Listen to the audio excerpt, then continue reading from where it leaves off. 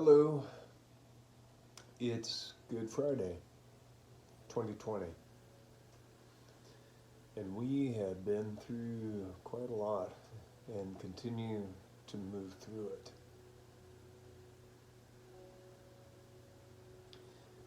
I recorded a video the other day about why I returned to Christianity, and many of you were very kind and complimentary. So thank you for going with me down that path. Several people asked, why did I even bring up the topic to begin with? And it ties back to an even larger topic, which is, why do I even believe in God to begin with? And what does that have to do with what I do? I teach martial arts. I teach Eastern philosophy. That's something that I do on a university level as well. And these topics do interrelate, but I would also assert, going back to a teaching from a time, my Jeet Kune Do instructor was Sifu Jerry Poteet, but I also learned from Guru Dananda Santo for quite a long time. And in one of Guru Dan's classes, he said that we have the practice of self-preservation and the practice of self-perfection. Self-preservation, of course, is the true core of martial arts training, being able to protect yourself. It doesn't have a whole lot to do with philosophy other than just survival. But self-perfection, that's another issue. Self-perfection. So this is self-cultivation. It's one of the principles we talk about continually in Taoism and, of course, Buddhism. And really any major tradition. So what does that mean? It means finding a balance. And what is balance? If we look at any of the successful societies, there was a balance and an appreciation for being well-rounded. The Renaissance, the classical Greeks, the Ming Dynasty in China. This incorporates spirituality. So where do you stand spiritually? I personally believe in God. And my belief in God comes really more from a Buddhist perspective than anything else. Because in the practice of Buddhism, one learns from direct experience, one's own observations. So I'm just going to share with you my observations and my experience. Maybe you'll find it useful. And if you don't, then you can just ignore this video. So there's three primary reasons that I believe in God. The first is a direct personal experience that's ongoing for me. See, when I was a young guy, I was horribly addicted to every kind of drug you can imagine. Booze, any illicit substance, you name it, it was in me. And I was living a very violent life. And it was filled with pain, filled with hostility, anger, hatred. And I came to a point where I ran out of booze, I ran out of drugs, I ran out of friends, I ran out of money, I ran out of everything.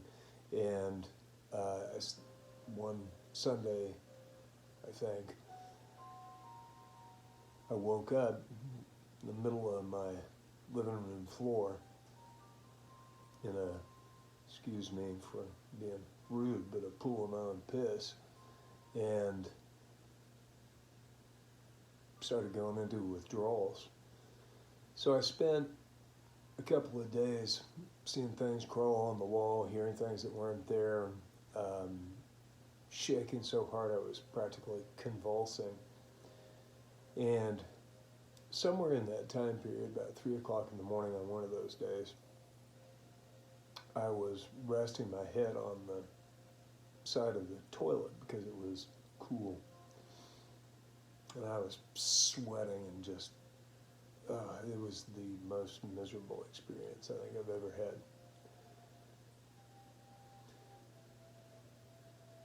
had. And I just said a simple prayer. I just said, I need help. Please help. If you're there, please help me. And I didn't have any flash of lightning or any incredibly dramatic experience. But I felt something wash over me. A sense of a bit of peace.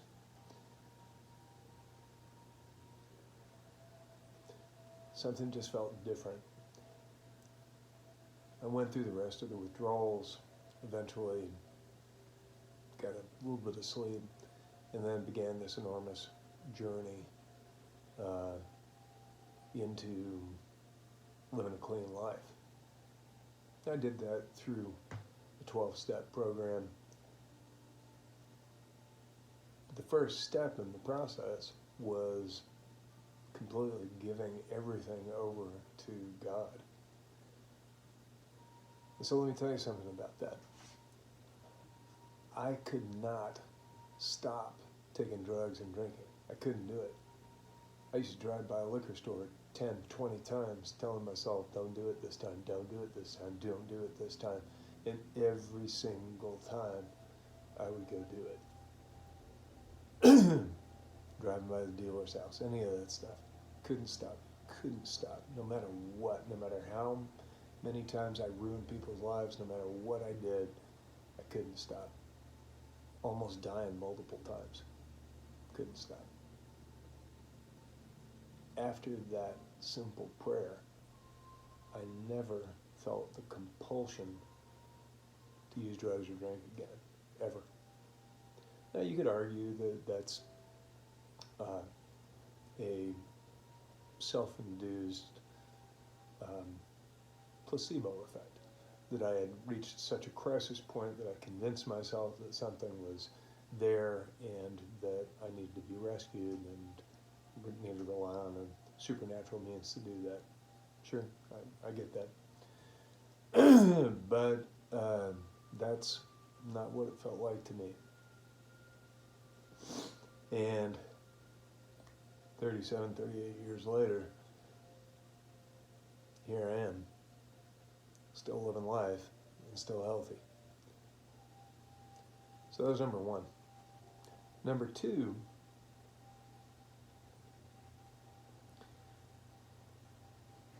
about, I don't know, maybe 30 years ago now, I had moved to Los Angeles, and I had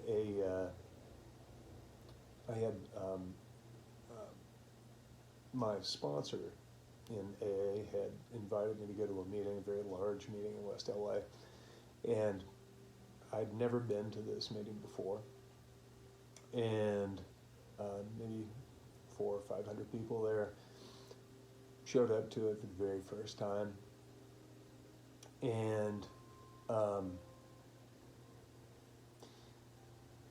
there was one person, one of the things that you do when you move through the 12-step programs is you make amends to people that you've wronged. And there was one person I had left on my list. And this guy, we had a drug deal that went bad. And it was really bad.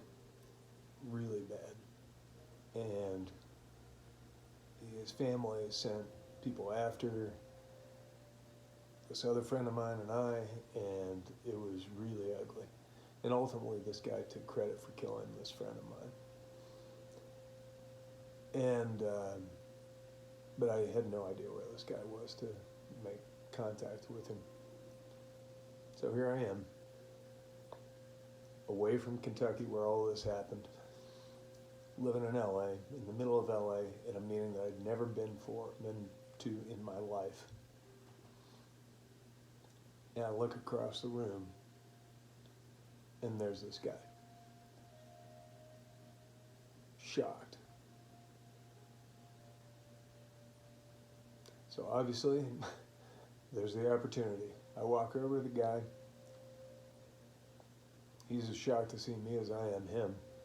And I said, look, we screwed you on that. I don't have enough money to pay you, but I'll write you a check right now. I'll keep making them until I pay you back. I need to make it right. And he just looked at me and he said, man, we were lunatics. Just forget it. I wish you all the best. Gave him a hug.